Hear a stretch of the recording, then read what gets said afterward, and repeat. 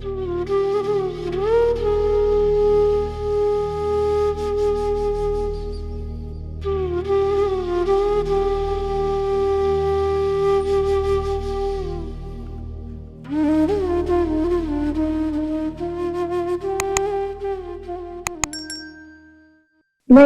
शुरू से शुरू करूंगी, बट मैं शॉर्ट में सुनाऊंगी, जैसे कि गुरुजी कहा करते थे कि शॉर्ट में सुनाया करो। बट मैं बहुत सारे इंस्टेंसेस शेयर करूंगी अपनी पूरी जर्नी का। मैंने पहले भी एक बार वैसे तो शेयर करा है, बट मैं दोबारा से शुरू से स्टार्ट करूंगी, क्योंकि गुरुजी से मिलने की अपॉर्चुनिटी के बारे में मैं जितनी बारी बता पाऊँ मैं उतना ही खुश होती हूँ बताने में। तो मेरे मम्मी पापा पहली बार गुरुजी से मिले थे बैसाखी के दिन 2006 में, और उसके कुछ टाइम के बाद में वो हमें भी लेके गए थे, मुझे और मेरे छोटे भाई को गुरुजी से मिलने के लिए। तो जब पहले दिन मैं गई तो बाहर खड़े थे हम, छोटे एम्पायर स्टेट मंदिर के बाहर लाइन में खड़े थे। तो मुझे पापा ने बोला कि बेटा ये बहुत पावरफुल गुरुजी हैं, आप इनसे कुछ मांगना चाहें तो मांग लेना। तो मैंने उनसे पूछा कि क्या मांग सकती हूँ। मैं उस टाइम पे 12th स्टैंडर्ड में थी, तो कोई बहुत ज्यादा चीजें ऐसे थी नहीं मांगने के लिए। तो उन्होंने कहा यूजुअली लोग ऐसे फिजिकल कुछ एलिमेंट्स होते हैं या कुछ होता है तो वो मांग लेते हैं। तो मैंने अपने मन में सोचा, मैं टीनेजर थी तो पिंपल्स होते थे, तो गुरुजी को कि पिंपल्स दूर करवा देंगे व्हाटएवर। तो मैं गई अंदर, मत्था टेका। जैसे मत्था टेक रही थी और मैंने अभी अपना मुंह खोला नहीं था, मैंने बस बोलने की कोशिश करी, और इतने में गुरुजी ने बहुत जोर से डांट के बोला, मंगिया ना कर, कम खराब कर लेंगी। तो पहले तो मुझे समझ में भी नहीं आया कि उन्होंने बोला क्या है। तो उनके साइड में एक अंकल बैठे थे, उन्होंने बड़े प्यार से मुझे कहा कि बेटा इसे मांगते नहीं है, आप जाके बैठ जाओ। तो मैं जाके बैठ गई, बट मुझे समझ नहीं आया कि ये क्या हो गया, कि मुझे ऐसे डांट क्यों पड़ गई। और मतलब गुरुजी तो मुझे जानते भी नहीं है, फिर भी मुझे डांट दिया, तो मुझे थोड़ा सा अजीब लगा। लेकिन बैठ गई मैं वहां पर। तो फिर वहां पर शब्द बानी चला, मैंने सारा सब कुछ ऑब्जर्व करा कि कैसे चल रहा है पूरा सिस्टमैटिक वे में, कितना लंगर मिल रहा है, सब लोग कितने शांति से आके बैठ रहे हैं, कोई बातें नहीं कर रहा है एक दूसरे से। तो और बहुत पीसफुल लगा, बहुत अच्छा लगा वहां पर, मगर डांट खाना उतना अच्छा नहीं लगा था। तो बट फिर भी आगे जाते रहे। उस टाइम पे मैंने पापा ने मुझे कन्विंस करा कि हो सकता है बेटा आप कुछ गलत मांग रहे होगे, तो इस वजह से गुरुजी ने डांट दिया होगा। तो मैंने बात मान ली कि ठीक है, हो सकता है। बट एक और बार ऐसा अटेम्प्ट करा, फिर से मुझे डांट पड़ी। तो मुझे ये समझ आ गया कि शायद जो बोल रहे हैं वो मान लेना चाहिए और नहीं मांगना चाहिए। तो एनीवेज फिर आगे जाते रहे। ऑल्दो मुझे उसके बाद में गुरुजी से थोड़ा डर लगने लग गया कि वो हर बार मुझे डांटते ही हैं, तो शायद वो मुझे प्यार नहीं करते या मुझ में कोई कमी है, कुछ तो है जिसकी वजह से मुझे ही डांट पड़ती है और तो किसी को नहीं पड़ती। और पापा को तो उन्होंने कहा था कि मांगो कि मांगना है। तो बहुत अजीब लगा कि फैमिली के दो मेंबर्स को अलग अलग इंस्ट्रक्शंस दे रहे हैं गुरुजी। बट ये डर भी गुरुजी ने मेरा निकाला एक बार। एक बार ऐसा हुआ कि हम लोग किसी नई संगत को लेके गए थे वहां मंदिर, और वो मेरी एक्चुअली स्कूल की फ्रेंड को लेके गए थे। तो मैं और मेरी फ्रेंड थोड़ा सा वहां एम्पायर स्टेट में वॉक कर रहे थे जब तक हम वेट कर रहे थे सब लोगों का या लाइन में। तो हम थोड़ा सा आगे निकल गए, मम्मी पापा उसके मम्मी पापा को ले गए और मत्था टेकवा लिया और बाहर आ गए। तो जब हमारी टर्न आई आज्ञा लेने जाने की, तो पापा ने मुझे बोला कि बेटा जब नई किसी संगत को लेके जाते हैं तो इंट्रोड्यूस करना होता है गुरुजी को। तो मैंने उनको बोला कि मैं तो नहीं गुरुजी से बात करूंगी, वो मुझे डांट देते। बट तो पापा ने बोला नहीं बेटा ऐसे बात करनी पड़ती है, बताना पड़ता है। तो मैंने कहा अगर वो पूछेंगे तो मैं बता दूंगी। और ऑब्वियसली गुरुजी ने मेरी सारी बातें बाहर सुन ली थी, तो उन्होंने मुझसे अंदर जाने पे पूछा कि ये कौन है, और फिर ब्लेसिंग्स भी दी कि चलो ऐश करो। तो गुरुजी ने मुझे ये समझा दिया कि ऐसा कुछ नहीं है कि वो मुझे नहीं पसंद करते हैं, बस बात यही है कि मंगिया ना कर, कम खराब कर लेंगी। बट अब जब इतने साल हो गए हैं उस बात को, तो जब मैं कभी भी उस बारे में सोचती हूँ तो मुझे बहुत अच्छा फील होता है आज कि गुरुजी ने ऐसा कहा कि मंगिया ना कर, कम खराब कर लेंगी। क्योंकि बहुत बार मेरी लाइफ में ऐसा हुआ है कि जो मैं सोच रही होती हूँ उससे गुरुजी मुझे कई ज्यादा देना चाहते होते हैं और मुझे नहीं पता होता कि मुझे क्या चाहिए या मेरे लिए क्या बेस्ट है। तो आज की डेट में अब ऐसा हो गया है कि मुझे पता है कि गुरुजी ने हमेशा मुझे ज्यादा ही देना है। कभी मुझे अगर मेरे को कुछ नहीं भी मिल रहा है तो मुझे कोई ऐसे, मैं अपसेट नहीं होती उस चीज के बारे में। मुझे हमेशा पता है कि जो भी गुरुजी कर रहे हैं वो मेरे लिए ही बेस्ट कर रहे हैं, तो मुझे इस बारे में सोचने की कोई जरूरत ही नहीं है। और आज का शब्द भी अभी जो चला था वो यही था कि रब दी रजा विच राजी होना सीख ले। तो मेरी तो लाइफ का थीम ही यही है कि मंगिया ना कर कम खराब कर लेंगी या रब दी रजा विच राजी होना सीख ले। एनीवेज, तो हम गुरुजी के पास जाते रहे। तो मैं बचपन से ही शिवजी की बहुत भक्त थी, बट मैं थोड़ा प्राइवेटली ही पूजा करती थी हमेशा। तो एक बार हम लोग गुरुजी के एम्पायर स्टेट वाले मंदिर में बैठे थे, तो गुरुजी ने किसी को सत्संग करने के लिए बोला। तो वो जो भी थे उन्होंने मुझे सत्संग याद नहीं है, मुझे कुछ भी याद नहीं है उसके बारे में, बस मुझे एक बात याद है कि उन्होंने कहा कि गुरुजी शिवजी का रूप है। तो इस चीज में मुझे हल्का सा ऑफेंस लगा, क्योंकि मैं शिवजी को बहुत मानती थी। तो मुझे ये नहीं समझ आया कि ये जो इंसान रूप में बैठे हैं वो शिवजी कैसे हो सकते हैं।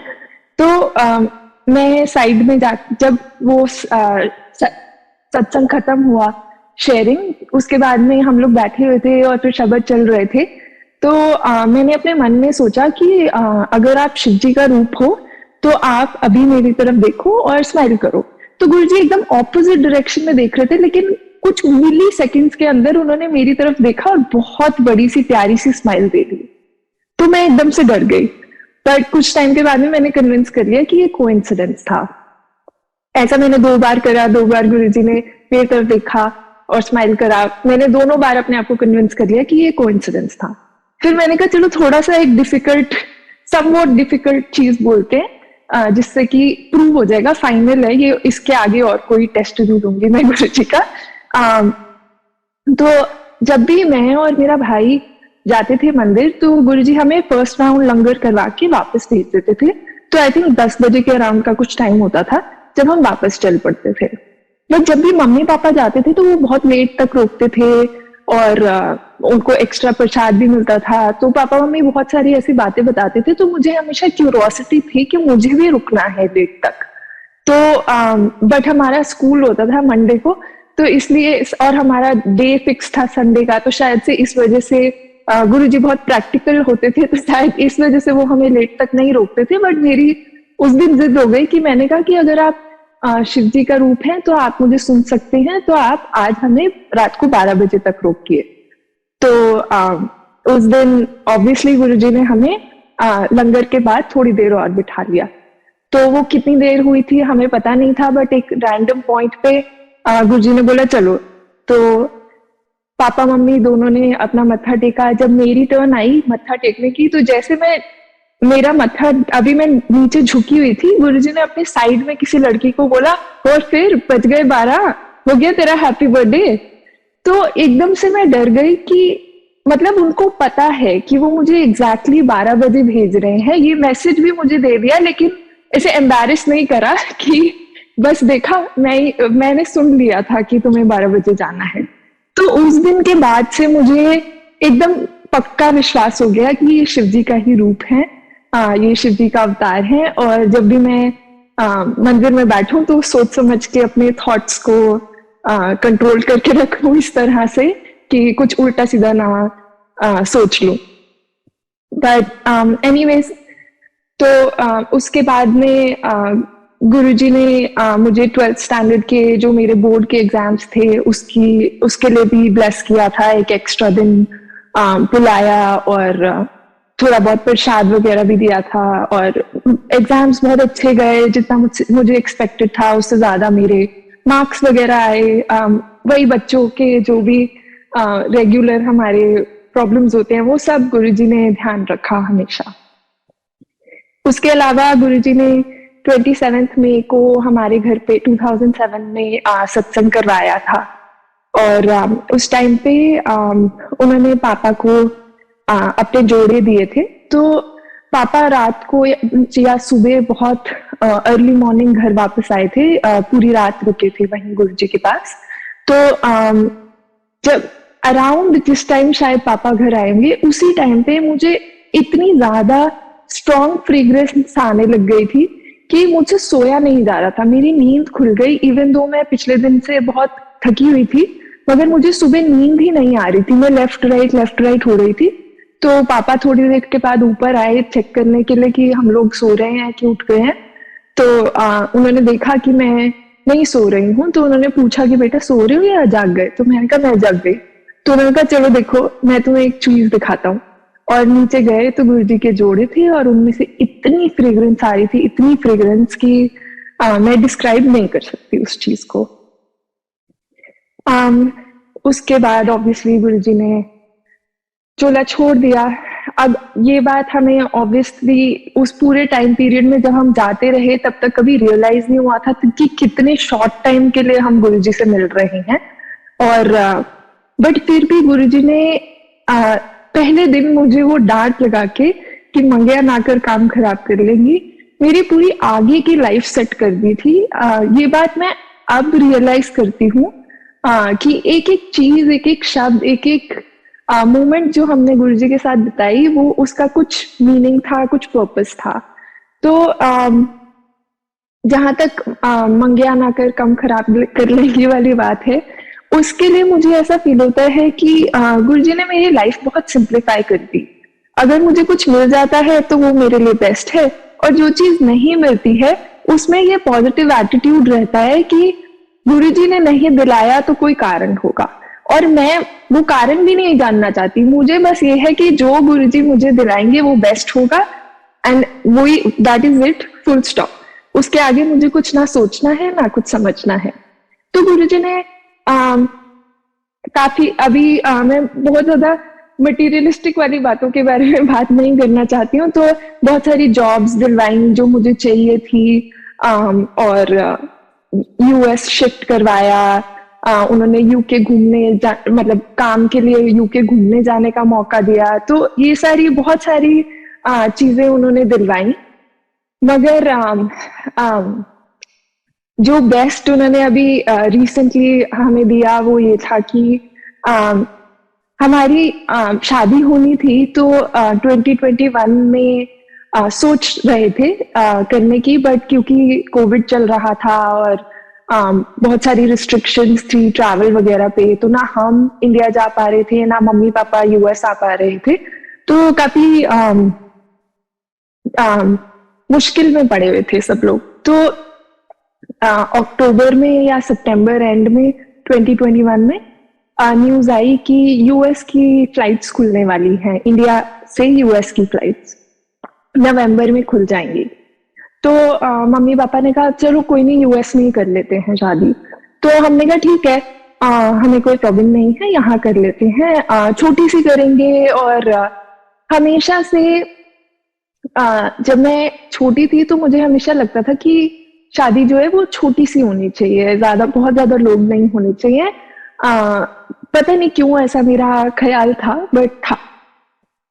तो हम न्यू जर्सी में थे उस टाइम पे।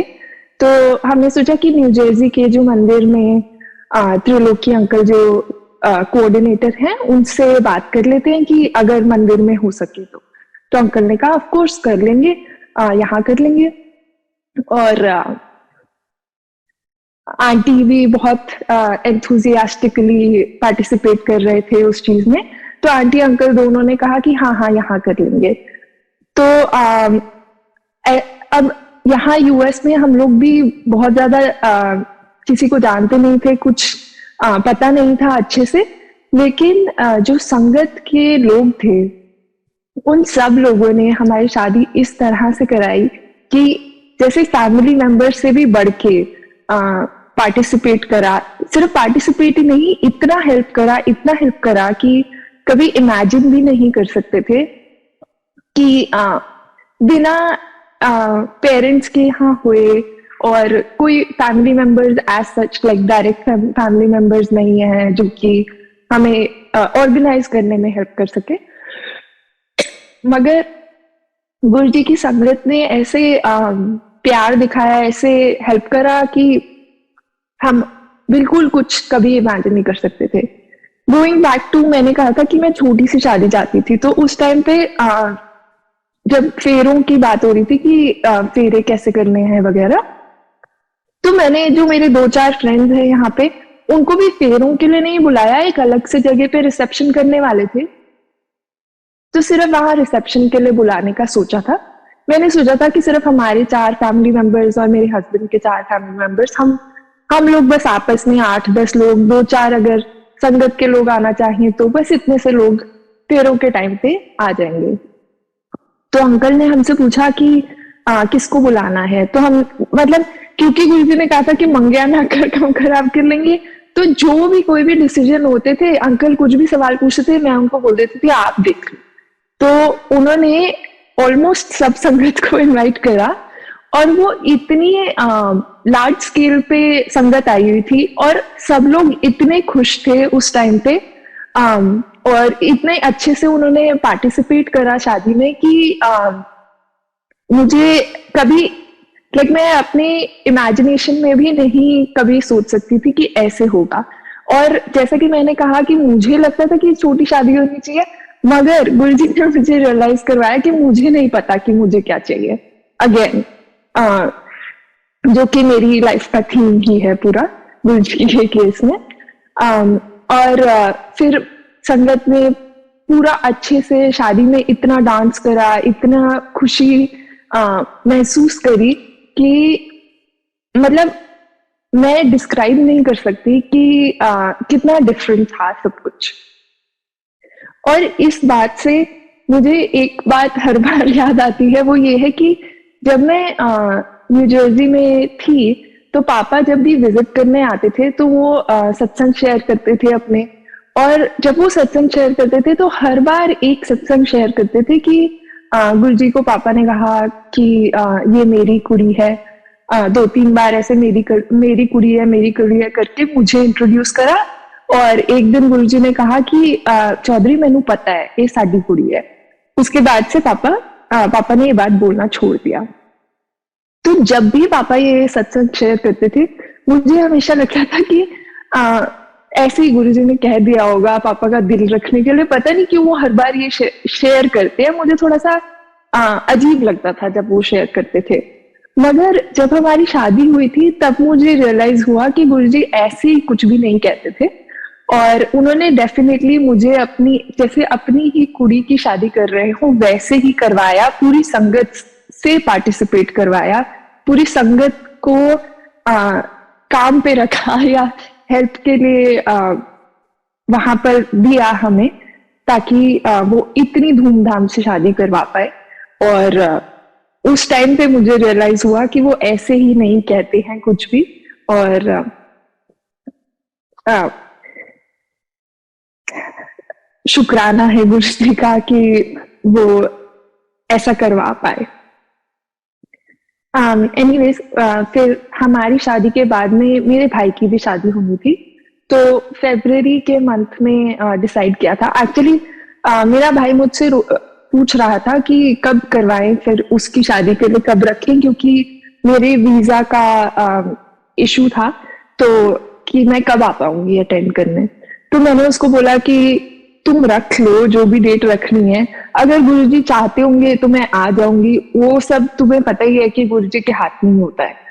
तो उन्होंने फरवरी की डेट डिसाइड कर ली, और डेट डिसाइड होने के 2-3 हफ्ते के बाद ही मुझे अपनी वीजा की अपॉइंटमेंट मिल गई, और मैं ऑब्वियसली अपने भाई की शादी भी अटेंड कर पाई। तो गुरुजी हमेशा ध्यान रखते हैं और उन पे भरोसा रखना बहुत जरूरी होता है। अभी रिसेंटली मेरी जॉब की वजह से हमें न्यू जर्सी से सैन फ्रांसिस्को शिफ्ट होना था, तो मुझे थोड़ा सा रेजर्वेशंस थी उसके बारे में, मैं नहीं मूव करना चाहती थी, क्योंकि ऑब्वियसली इतनी प्यारी संगत मिली थी, इतना कुछ हुआ पिछले 1 साल के अंदर, तो मुझे बहुत ऐसे अटैचमेंट सा फील हो रहा था और मन नहीं था मूव करने का। तो मैंने गुरुजी को प्रे करा कि गुरुजी अगर मेरे लिए ठीक है तो मैं यहीं रुक जाती हूँ। तो मैंने कोशिश करी रुकने की, लेकिन नहीं हो पाया। अ, तो मुझे बस लेकिन यही अब गुरुजी पे ये विश्वास तो ज़रूर है कि जो भी वो करवाते हैं वो मेरे लिए बेस्ट होता है। तो मैंने कोशिश करी, नहीं हुआ तो मुझे कोई ऐसे, मैं उदास नहीं हुई, मगर जैसे भी हुआ मूव हो गए। अब मूव होने के 6 महीने के बाद आज 6 महीने से थोड़ा सा ऊपर हो गया है हमें मूव हुए। मुझे ये रियलाइज हो रहा है कि यहाँ पर मुझे बहुत अच्छा लग रहा है अब, और मुझे समझ नहीं आ रहा कि मुझे मूव होने में इतनी प्रॉब्लम क्यों हो रही थी पहले, क्योंकि यहाँ बहुत सुंदर है सब कुछ और बहुत अच्छा है। तो गुरुजी को पता है कि उन्होंने क्या देना है एट ऑल टाइम्स। और यहाँ पर भी संगत मिल गई है अब हमें सैन फ्रांसिस्को में, जहाँ हम लोग सत्संग में जाते हैं, और वो भी एक नई फैमिली की तरह सब जगह पे संगत है, परिवार मिल जाता है, और सब लोग इतना प्यार करते हैं कि कभी भी कहीं भी मूव करना हो तो कोई बहुत ज्यादा सोचने की जरूरत नहीं होती है। अभी रिसेंटली मेरी एक एक्चुअली फ्रेंड की भी थोड़ी सी तबीयत खराब हुई थी यहाँ यूएस में ही। तो मैंने कोशिश करी थी कि मैं उसके पास जाके उसकी हेल्प कर पाऊं, लेकिन किसी रीजन से मैं नहीं जा पाई। तो उस टाइम पे भी मैंने सोचा कि अगर मेरे साथ ऐसा कुछ हुआ होता तो मैं कैसे हैंडल करती सिचुएशन को। बट जैसे ही वो ख्याल आता है उसी टाइम मुझे ये ख्याल आया कि ऑफ कोर्स गुरुजी की संगत होएगी मेरे पास हमेशा। तो उस चीज के लिए हमेशा हमेशा गुरुजी को शुक्राना करती हूँ मैं कि वो इतना कॉन्फिडेंस देते हैं, हम कहीं भी हों पूरे वर्ल्ड में गुरुजी की संगत इतना बड़ा कॉन्फिडेंस है हमारे लिए कि इससे बढ़ के कुछ है ही नहीं लाइफ में। तो बस गुरुजी का हमेशा हमेशा शुक्राना, और मैं हमेशा होप करती हूँ कि गुरुजी हमेशा मेरे साथ रहें और इसी तरह से मुझे ब्लेस करते रहें और आगे भी लाइफ में सपोर्ट करते रहें, और सब संगत को भी प्यार देते रहें और सब संगत को ब्लेसिंग्स मिलती रहे। जय गुरुजी, शुक्राना गुरुजी। सत्संग तो ऑफ कोर्स बहुत सारे हैं गुरुजी के, कितने भी करें तो कम ही होते हैं। तो मैं एक दो अपनी पहले की जॉब्स वगैरह के बारे में बात कर सकती हूँ। मैं 2014 में यूएस आई थी मास्टर्स करने के लिए। तो उस टाइम पे थोड़ा सा मुझे पैसों को लेके एप्रीहेंशन था। मैं नहीं चाहती थी कि बहुत ज्यादा पैसा खर्च हो, या मैं हमेशा पैसों के मामले में थोड़ा सा कॉन्शियस रहती हूँ। तो मुझे हमेशा से इस चीज की टेंशन थी। बट गुरुजी ने ऐसे चक्कर चलाया कि मुझे 90% के अराउंड मास्टर्स के लिए स्कॉलरशिप मिल गई, जो कि बहुत रेयरली किसी को मिलती है इतनी ज्यादा। और उसमें भी ऐसा हुआ कि पहले उन्होंने 80% के अराउंड दी थी, बट मुझ में पता नहीं कहाँ से गुरुजी कभी कभी कॉन्फिडेंस डाल देते हैं।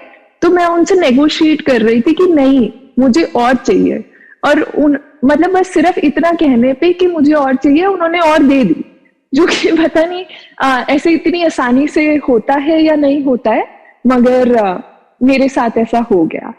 फिर 2016 में मैं मास्टर्स से जब मैंने ग्रेजुएट करा, तो यहाँ यूएस में जॉब मिलना काफी मुश्किल रहता है, खास करके वीजा पे जो स्टूडेंट्स होते हैं उनके लिए। तो मुझे ऑफ कोर्स टेंशन थी, मगर उसके लिए एक जब ग्रेजुएट होते हैं उसके बाद के 2 या 3 महीने के अंदर की आपको एक डेट डिसाइड करनी होती है जब आप अपनी जॉब स्टार्ट करेंगे।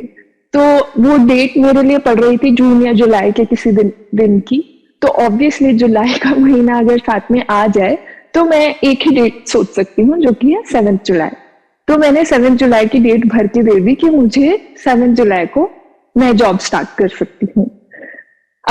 मगर मेरे पास जॉब नहीं थी करने को उस टाइम पे। वो बस ऐसे ही एक रैंडम डेट देनी होती है हमको। तो मैं जॉब ढूंढ रही थी। एक दिन मतलब जब 7 जुलाई से 3-4 हफ्ते पहले की बात है, एक दिन बैठे बैठे एक हमारे कॉलेज के एलमनाई का सामने से मुझे मैसेज आ गया कि आपको जॉब चाहिए क्या? तो मैंने बोला कि हाँ मुझे चाहिए। और बहुत ही सरप्राइजिंग था कि उसने मुझे अप्रोच करा रादर दैन कि मैं किसी से जाके पूछ रही हूँ कि आप मुझे जॉब देंगे कि नहीं देंगे। उन्होंने सामने से पूछा कि क्या आपको जॉब चाहिए। और फिर जब इंटरव्यू का प्रोसेस स्टार्ट हुआ तो एक बहुत ही डिफिकल्ट पर्सन बोलूंगी मैं उनको, जो कि मतलब बहुत एजुकेटेड, उनके 2-3 मास्टर्स डिग्री, 1-2 पीएचडी, पता नहीं क्या क्या उनके काफी क्वालिफिकेशंस थे। उन्होंने मेरा इंटरव्यू लेना शुरू किया तो वो बीच में एकदम से उन्होंने एक बहुत डिफिकल्ट क्वेश्चन पूछा जिसके बारे में मैं आज भी सोचती हूँ तो मुझे नहीं पता कि मुझे आंसर कैसे पता था उसका। मैंने कभी नहीं पढ़ा है उसका आंसर। और समहाउ जब उन्होंने बहुत ही ऐसे स्ट्रेसफुल से सिचुएशन में मुझसे पूछा, मैंने बहुत ही ऐसे सॉर्ट ऑफ रूडली एक्चुअली उनको जवाब दिया और एकदम करेक्ट जवाब दिया। और उस पर्सन के मुंह से कुछ भी पॉजिटिव निकलवाना बहुत मुश्किल होता था, तो लेकिन उसने मुझे गुड बोल दिया। और मैं बहुत ही सरप्राइज हो गई कि मुझे भी कैसे पता था ये बात। बट गुरुजी ऑफ कोर्स हमेशा साथ दें तो वो दिमाग में कुछ भी डाल सकते हैं। तो मेरा इंटरव्यू वगैरह क्लियर हो गया। उसके बाद उन्होंने मुझे जॉब ऑफर दिया और उन्होंने कहा 5 जुलाई से स्टार्ट करना है। तो मैंने कहा कि नहीं, मैं तो 7 जुलाई से पहले स्टार्ट ही नहीं कर सकती, तो 7th को करना होगा, जो कि थर्सडे का डे था। तो यूजुअली कोई भी जॉब जो होती है वो ऐसे Thursday middle of the week में तो कोई नहीं स्टार्ट करता है। तो मुझे लग रहा था कि वो ये ना बोल दें कि आप मंडे से स्टार्ट करना, उसके अगले मंडे से। उन्होंने कुछ नहीं कहा, उन्होंने कहा हाँ ठीक है 7th से कर लेना। तो 7 जुलाई के दिन मेरी पहली जॉब लगी और स्टार्ट भी उसी दिन करवाया गुरुजी ने। तो मतलब एक एक स्टेप पे उन्होंने मेरा साथ दिया, ये बात बहुत ही क्लियर थी। उसके अलावा फिर यहाँ पर H1B का जो प्रोसेस होता है उसमें शायद आप में से कुछ लोग जानते होंगे, बट वो लॉटरी का सिस्टम होता है।